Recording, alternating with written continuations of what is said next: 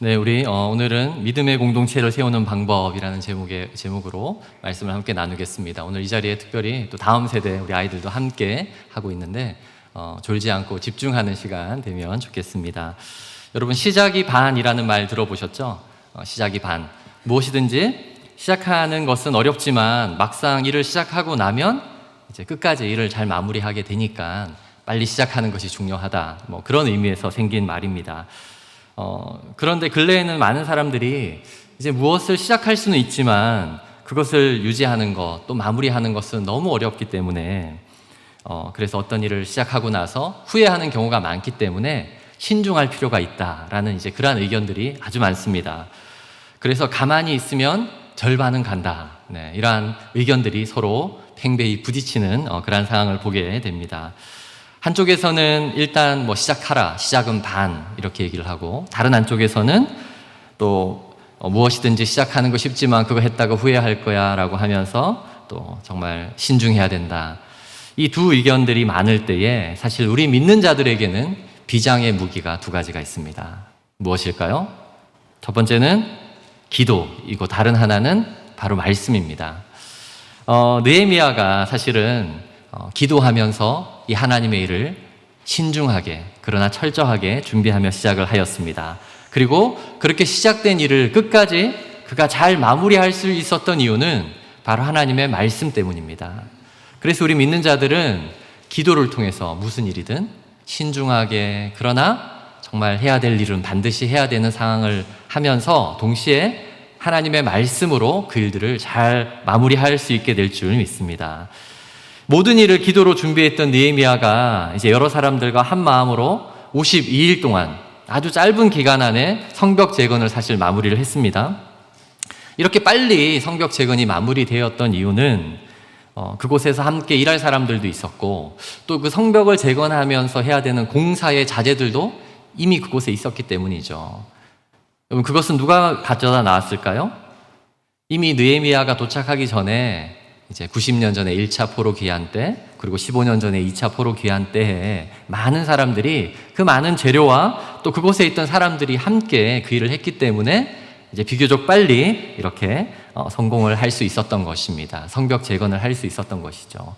그런데 이 성벽 재건 공사가 끝났다고 해서 지금 모든 일이 끝난 것일까요? 그렇지 않습니다. 사실 그곳에 공사만 마무리되고 아무도 살지 않는 곳이 된다면 또 얼마 지나지 않아서 그 성벽은 또 무너질 수밖에 없게 될 것입니다. 이제는 더 중요한 문제가 남았죠. 그 성벽을 누가 살고 또 누가 관리할 것인가. 사실 느헤미야 1장에서 우리가 7장까지 지난주에 우리가 또 말씀도 나누었고 큐티로 함께 나눴던 1장에서 7장까지는 그런 기도의 마음으로 공사를 진행했던 내용이라면 이제 이번 주부터 보게 되는 8장부터 끝까지 나머지의 내용은 하나님의 말씀으로 예루살렘 공동체를 회복해야 하는 일을 기록하고 있습니다.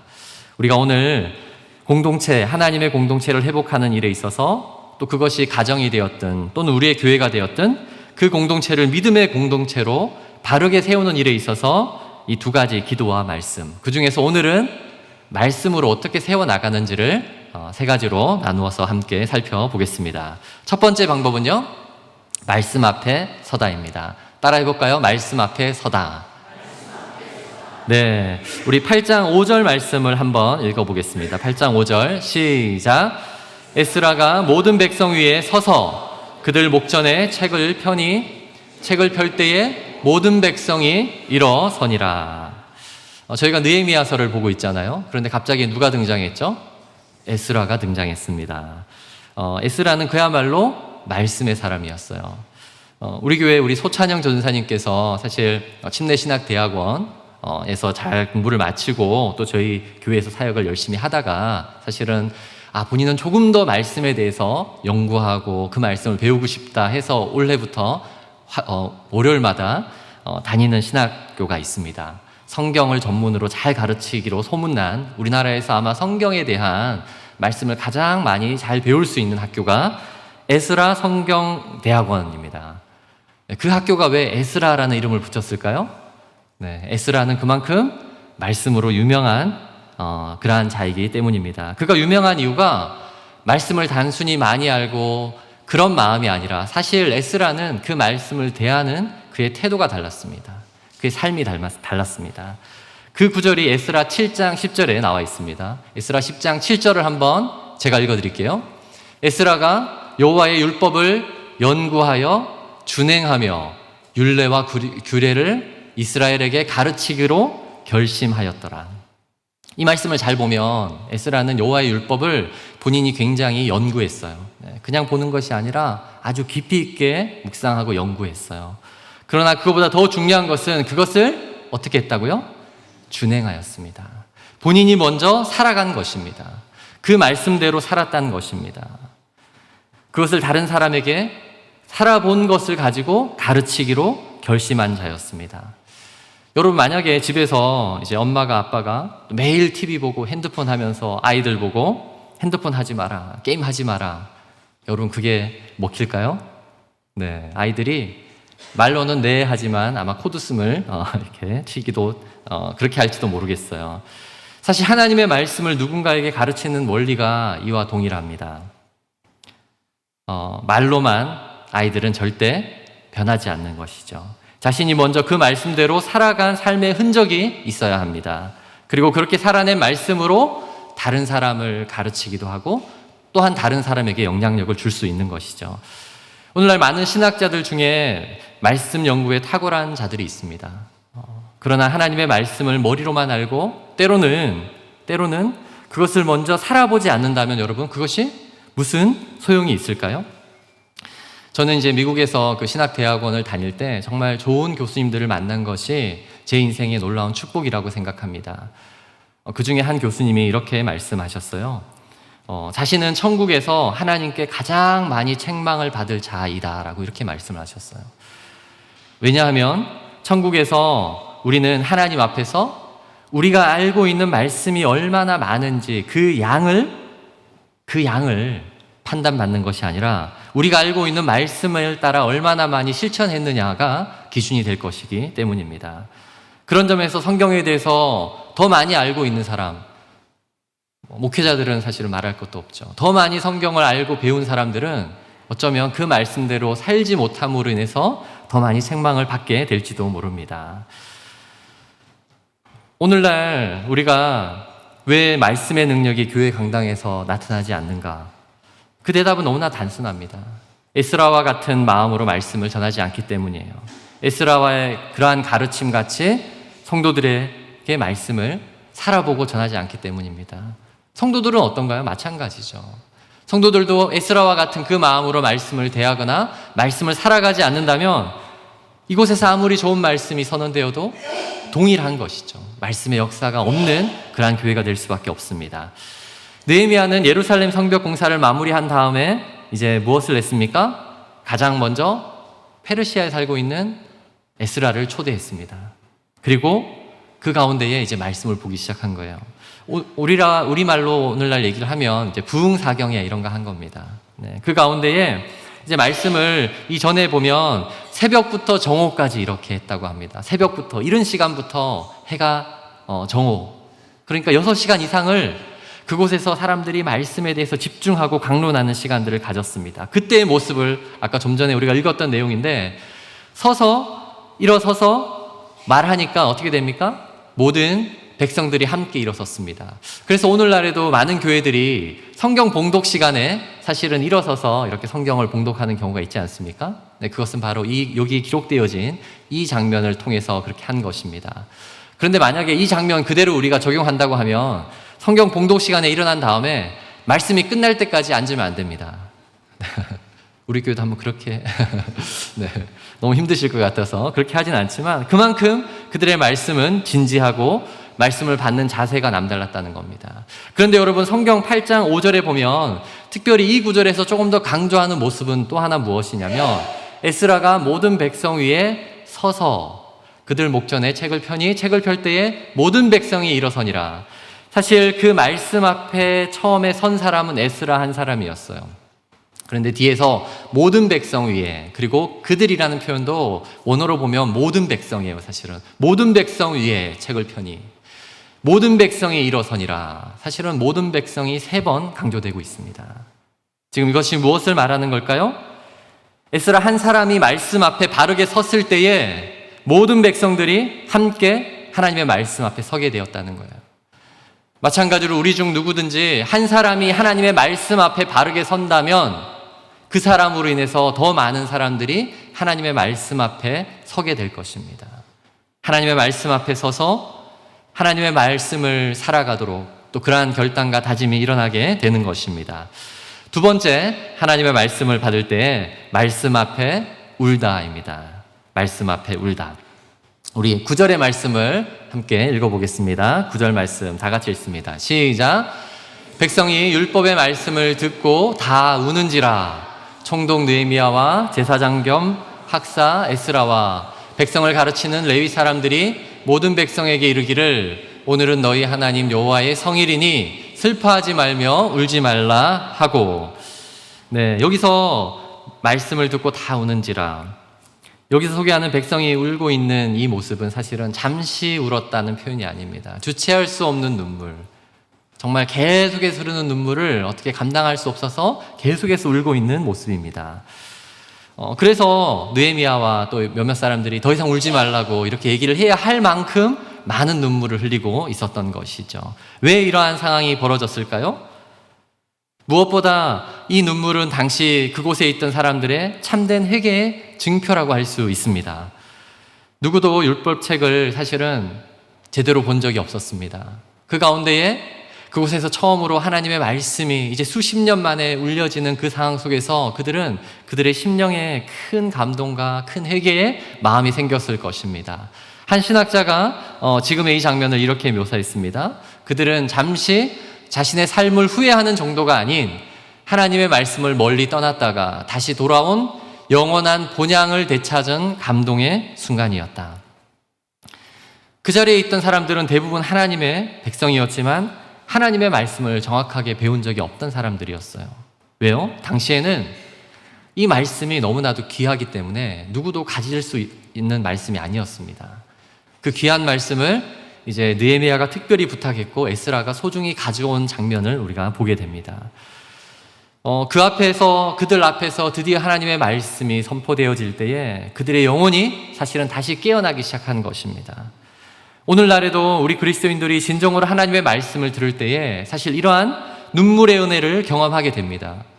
여러분, 특별히 처음 신앙생활 하시는 분들이 이러한 고백을 많이 하더라고요. 왜 예배 시간에 오면 이렇게 자꾸 눈물이 나는지 모르겠다고. 네. 여러분 처음 신앙생활 할 때도 여러분들도 아마 동일한 그런 경험이 있지 않았을까 생각을 합니다. 왜 그럴까요? 우선은 이 예배라는 정의는 우리가 하나님과의 만남이거든요. 하나님을 멀리 떠났던 사람이 정말 오랜만에, 그리고 정말 길을 잃어버렸는데 다시 집을 찾아와서 하나님을 만나는 그 순간, 어떻게 그것이 우리가 눈물의 현장이 아닐 수 있겠습니까? 하나님을 다시 만나는 그 기쁨 가운데 눈물을 흘리기도 합니다. 여러분, 또 하나 중요한 것은 이 예배 시간은 우리가 하나님의 말씀과의 만남입니다. 여러분, 하나님의 말씀이 어떠한 능력이 있는지 여러분 알고 계십니까? 창세기 1장에 보면 태초에 하나님이 천지를 창조하시니라.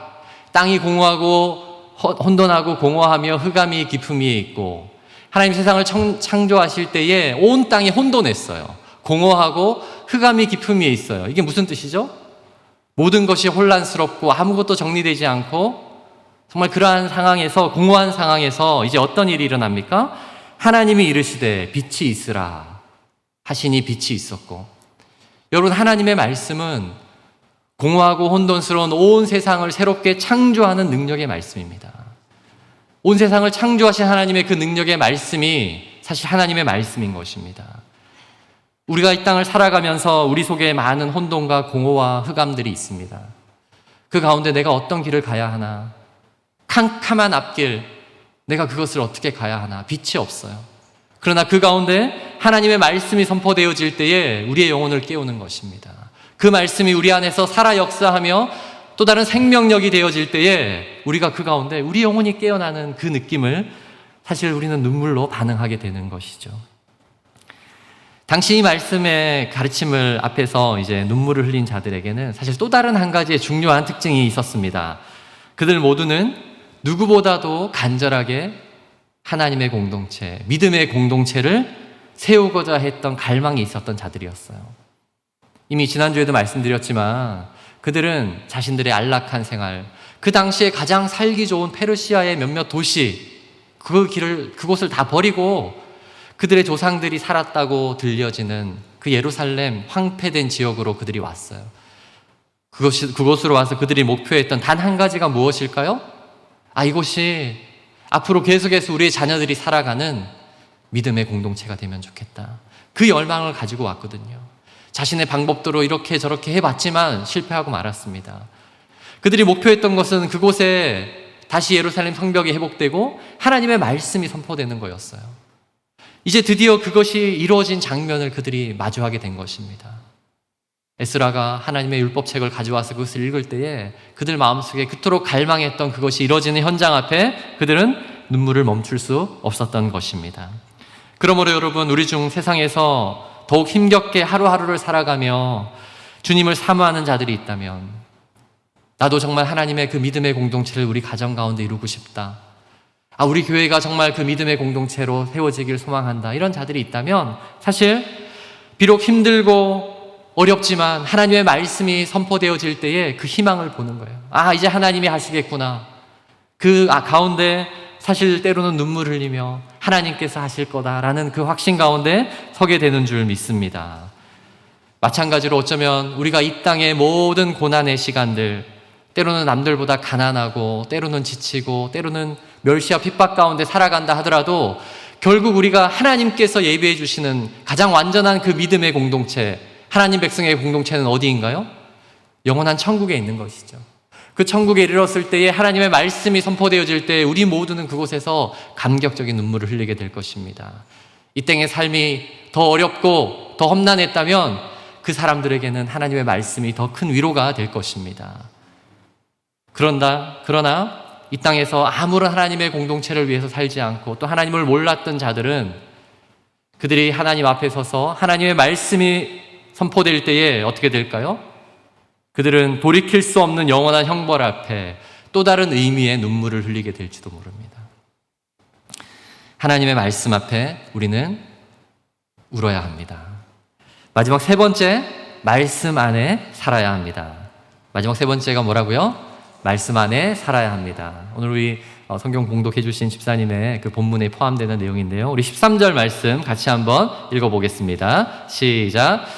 그 이튿날 뭇 백성의 족장들과 제사장들과 레위 사람들이 율법의 말씀을 밝히 알고자 하여 학사 에스라에게 모여서 그렇게 대집회가 끝났는데 그 이튿날 몇몇 사람들이 모여서 이제 율법의 말씀을 더 밝히 알고자 하여서 에스라를 찾아왔습니다. 찾아와서 이제 말씀이 어떻게 우리가 더 이것을 잘 지켜야 하는지를 배우게 된 것이죠. 하나님의 말씀으로 뜨거운 심령이 회복되고 주체할 수 없는 그런 눈물을 흘리는 경우는 참 많은 것 같습니다. 특별히 여기 있는 많은 분들도 또 우리 학생들도 아마 수련회 가서 한두 번 정도 막 이렇게 눈물 흘리며 회개하고 한 경험도 있을 것입니다. 그런데 문제는 어떻게 됩니까? 금세 그 마음이 식게 되는 것이죠. 예전에 몇몇 학생들이 이제 수련회 때 자기가 더 이상 안 가겠다고 한 친구들이 있었습니다. 신앙생활을 잘 하고 있는데 안 가겠대요. 그래서 왜 그러냐니까 본인이 수련회 가서 큰 은혜를 받고 결단을 하지만 얼마 지나지 않아서 또 그 결단이 무너졌을 때 좌절감이 너무 크다는 거예요. 그래가지고 전도사님, 저는 이번 수련회 그냥 그 좌절감 느끼는 거 싫어서 그냥 아예 가지 않겠습니다, 이런 친구도 있었어요. 제가 그 얘기를 듣고 나서 수련회 그 은혜의 말씀을 유지하기 위해서 또 다른 우리가 훈련이 필요하겠다 해서 우리 학생들 제자 훈련을 만들었습니다. 수련의 은혜를 받고 나면 이제 모집을 하는 거죠. 이제 말씀의 은혜를 함께 계속해서 유지하고 배우고 싶은 친구들 모여라 했더니 제자 훈련을 이렇게 반을 개설해서 그렇게 한 적이 있습니다. 사실 오늘 이 본문에 나타난 이 이야기는 이제 사람들이 보다 정확히 우리가 이 율법의 말씀을 따라 어떻게 살아야 되는지, 정말 우리가 그것을 어떻게 살아야 하는지 또 다른 차원의 제자 훈련의 모습과 동일하다고 할 수 있습니다. 그것을 배우러 온 자들에게 그 결과 에스라가 이렇게 소개를 합니다. 14절인데요. 율법에 기록된 바를 본즉 여호와께서 모세를 통하여 명령하시기를 이스라엘 자손은 일곱째 달 절기에 초막에 거할지니라 하였고, 네. 일곱째 달 초막 이야기를 합니다. 오늘부터 우리는 추석 명절이죠. 네, 추석 명절입니다. 우리나라에서 가장 중요한 두 가지의 명절 또는 이제 이스라엘 백성의 표현에 의해서 절기라고 한다면 두 가지 절기 무엇일까요? 추석과 설날입니다. 저는 이 두 명절을 정말 간절히 기다렸습니다. 옛날에는 이제 용돈이라는 개념이 없잖아요. 네, 근데 유일하게 1년에 용돈을 받을 수 있는 두 번, 설날과 추석날. 쉽게 말해서 1년 연봉에 이제 두 번을 나눠 받는 날입니다. 네. 그러니까 이제 설날 받은 용돈으로 이렇게 6개월을 살고 추석 때 받은 용돈으로 이제 나머지 6개월을 살아가는 것이죠. 새해가 되면 이제 첫날. 근데 사실은 이 두 가지 명절에는 중요한 의미가 있지 않습니까? 추석은 가을의 수확을 앞두고 가족들이 함께 사실은 조상의 은덕을 기다리는, 뭐 그래야지 아마 수확이 좀 더 잘 된다라는 뭐 그런 의도가 또 있지 않을까 싶은데, 어쨌든 함께 모여서 또 그렇게 명절을 보내는 감사의 절기입니다. 설날은 음력으로 새해 첫날을 의미하죠. 또 한 해 시작하면서 가족 모두를 건강하기를 비는, 네, 그 건강함을 예전에는 이제 조상들께 잘 빌어야지 된다라고 생각을 했기 때문에 그 명절이 생겼죠. 이스라엘의 하나님의 인도하심으로 사실은 놀라운 이스라엘 땅에 이스라엘 백성이 살게 될 때에 그들에게도 사실은 7가지의 절기가 있었습니다. 그 중에 가장 대표되는 2가지 절기를 요약한다면 우리의 설날과 같은 새해 첫날 이렇게 해야 되는 그 절기는 유월절이라는 거예요. 유월절. 그러니까 유월절이라는 것은 넘어갔다는 뜻인데, 그날 우리가 죽어야 되는 사람들인데 우리의 죽음이 넘어갔다라는 의미에서 그날 함께 모여서 축제를 벌입니다. 아주 중요한 절기죠. 또한 우리가 마치 추석날 모여서 함께 이러한 그러니까 추수한 것들에 대한 감사를 드리는 이러한 절기가 바로 초막절입니다. 초막절.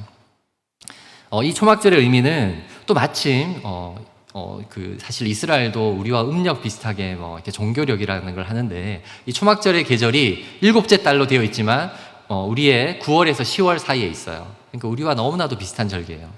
자, 이날은 뭘 하냐면 이제 함께 다 같이 유대인들이 집에서 안 살고 일주일 동안 초막으로 나아가서 살게 됩니다.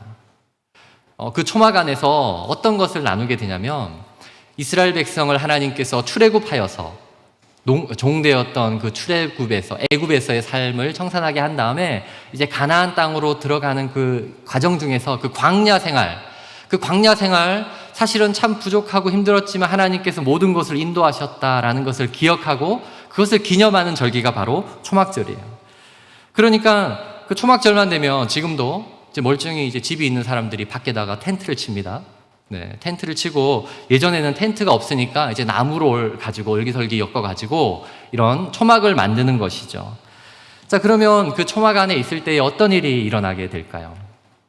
어느 날 부모님이 자녀들을 데리고 이렇게 먹을 것을 챙긴 다음에 밖으로 나아가더니 막 나무로 초막을 엮은 다음에 잡니다.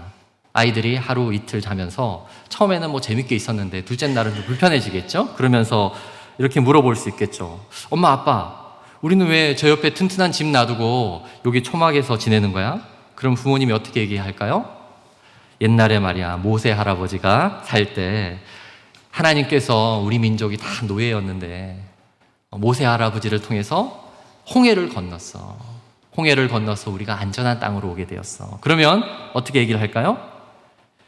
아니, 엄마, 아빠, 그 큰 바다가 어떻게 갈라져?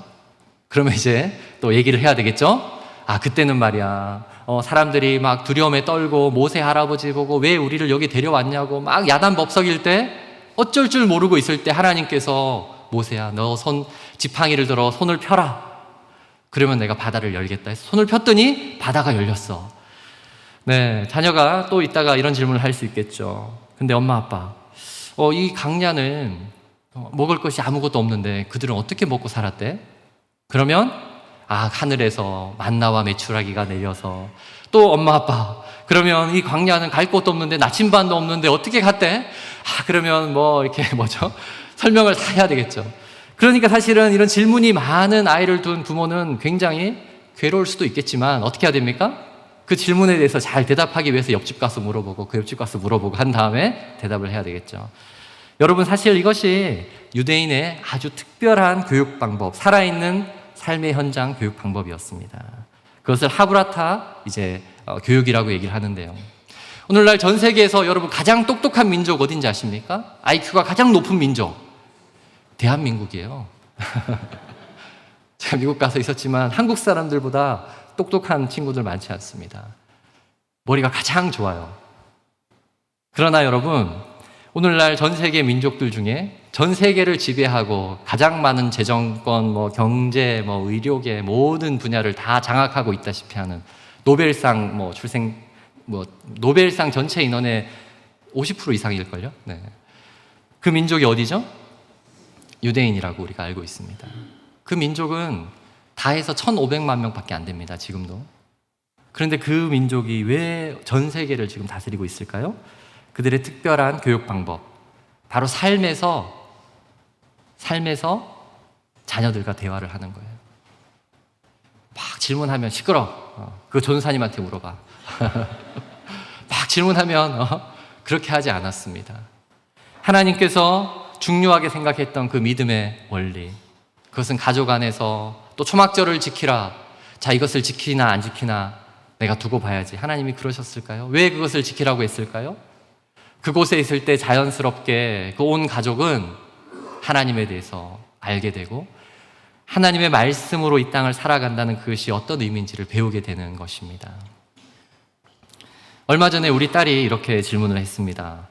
아빠, 성경에 예수님은 죽은 사람도 살리고 병든 사람도 고치셨다는데 그거 진짜야? 네. 초등학교 6학년 되니까 이제 그런 질문을 해요. 더 어렸을 때는 하나님의 말씀 다 믿고 그냥 무조건 믿었거든요. 네. 근데 이제 머리가 커지니까 자신이 이해할 수 없는 내용들은 스스로 믿기가 힘들어지게 된 것입니다. 여러분, 그것은 믿음이 없어지고 사라지는 것이 아니라 정상적인 사고로 점점 성장하고 있다는 증거입니다. 그럴 때 필요한 것은 이제 더 이상 말로 말씀을 가르치는 것이 아니에요. 이제는 더 이상 말로 이렇게 해라 저렇게 해라 한다고 그들이 믿음이 생기지 않습니다. 어떻게 해야 되는지 아세요? 이제는 부모가 그 말씀대로 살아가는 모습을 보여주는 것이 필요한 때입니다. 내가 생각할 때는 이 말씀은 도저히 믿기 힘든데 우리 부모님은 이 말씀대로 정말 살아가네? 그리고 그 하나님의 말씀대로 살아갈 때에 하나님이 정말 놀라운 역사를 이루시네? 그때의 믿음이 다시 생기게 되는 것입니다. 사실 성경에는 예수님께서 놀라운 기적을 일으키고 치유하는 일도 있었지만 예수님은 하나님의 말씀에 순종하여서 십자가 고난을 지고 죽음의 길을 걸어가셨어요. 여러분, 예수님의 모든 제자들은 순교자가 되었습니다.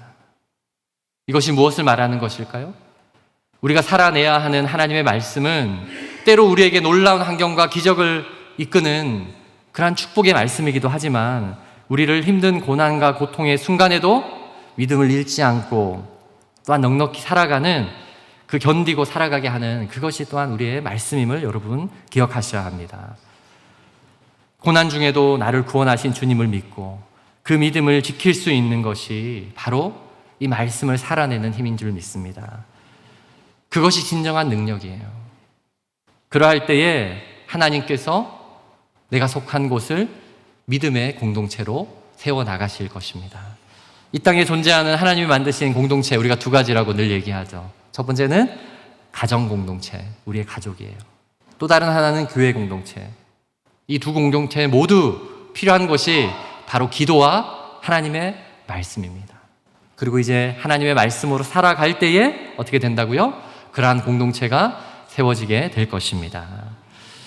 제가 며칠 전에 이제 새벽 예배 때 명절을 앞두고 우리 성도들에게 또 가족들에게 정말 함께 가족들이 모이면 영원한 천국을 소망하는 그런 가족이 되면 좋겠다 하는 마음이 들면서 또 소개해드렸던 예화가 한 가지 있는데 오늘 그 예화를 말씀을 좀 드리고 오늘 말씀을 마무리하고자 합니다. 미국에서 한 성도가 이제 3명의 아들을 두고 있었습니다. 어릴 때는 신앙생활을 3명 다 열심히 잘 했는데 이제 모두 장성해서 첫 번째, 두 번째 아들은 신앙생활을 잘하는데 그 막내 아들은 굉장히 성공을 했는데 너무나도 크게 성공하다 보니까 바빠서 신앙생활을 거의 하지 않았습니다. 그래서 어머니 된 입장에서는 이 아들들이 정말 신앙생활을 잘하는 것이 첫 번째 기도 제목인데 그것 때문에 굉장히 기도를 많이 했었죠. 그러다가 이제 어느 날 이제 병원에서 시한부 인생의 판정을 받았습니다. 살 날이 얼마 남지 않았다라는 판정을 받고 이제 아이들을 위해서 기도하면서 병원에 지내는 동안 이제 아이들을 다 불렀습니다. 장성한 아이들을 다 부른 다음에 그들에게 한 사람 한 사람 자신의 유언을 나누었습니다. 이제 너희들은 정말 잘 살았으면 좋겠다. 첫째 아들에게 인사하고 굿나잇 이렇게 인사를 했습니다. 둘째 아들에게도 행복하게 잘 지내 라고 한 다음에 굿나잇 이렇게 인사를 했습니다. 그런데 마지막 아들에게는 유독 길게 이 땅에서 꼭 성공하고 훌륭한 사람이 돼 라고 한 다음에 굿나잇이라고 하지 않고 굿바이 이렇게 인사를 한 거예요. 그래서 막내 아들이 물었습니다. 아니 왜 첫 번째, 두 번째 형들에게는 굿나잇이라고 인사하고 나에게는 굿바이라고 인사를 합니까? 우리가 알다시피 굿나잇은 다시 내일 아침에 만나자 이런 의미가 있는 것이죠. 나는 이제 죽어서 하늘나라로 갈 텐데 첫째, 둘째는 우리가 하늘나라에서 다시 만날 수 있을 것 같아서 내가 굿나잇이라고 인사했어. 그런데 너는 하늘나라에서 내가 만날 수 있을지 잘 모르겠다. 그래서 굿바이라고 인사했다. 이제 그 말에 사실 그 아들이 좀 충격을 받고 그 어머니의 조언대로 다시 신앙생활을 시작했다라는 이야기를 들었습니다. 이제 우리 모두가 가족이 함께 만나는 추석 명절입니다. 여러분, 이 명절 가운데에 여러분의 소중한 가족을 만났을 때에 여러분의 가족이 믿음의 공동체가 될 수 있기를 소원합니다. 그럴 때에 우리가 영원한 하나님 나라에서 함께 모두를 만나게 될 거예요. 자, 그 믿음의 공동체를 세우는 방법, 기도가 필요하고요. 또한 그 말씀 앞에 우리가 바르게 서는 것이 필요합니다. 또한 그 말씀 앞에 우리가 바르게 반응하며 눈물 흘리는 자가 필요합니다. 그리고 그 말씀을 살아갈 때에 이루어지게 되는 것입니다. 여러분, 그러한 자들이 되어서 또 이번 명절 기간 만나는 모두에게 정말 하나님의 말씀 앞에 함께 만나는 저와 여러분 되기를 주의 이름으로 축원드립니다. 아멘. 네, 우리 오늘 우리가 이 말씀 생각하면서 함께 찬양하는 시간 갖기 원합니다. 말씀 앞에서라는 찬양인데요. 사실 이 말씀 앞에서라는 찬양이 오늘 우리 말씀과 너무나도 정말 잘 맞는 말씀인 것 같습니다. 하나님 말씀에 운명을 거는 자, 순종하며 주 따라가는 자, 한 사람 찾으시는 주님의 약속을 믿어. 여러분이 찬양 고백하면서 하나님, 내가 그 말씀 앞에 서는 자, 또 그 말씀 앞에 운명을 거는 자 되기 원합니다 라는 다짐으로 이 시간 이 찬양 함께 고백하겠습니다. 우리 다 같이 자리에 일어나서 함께 찬양할까요?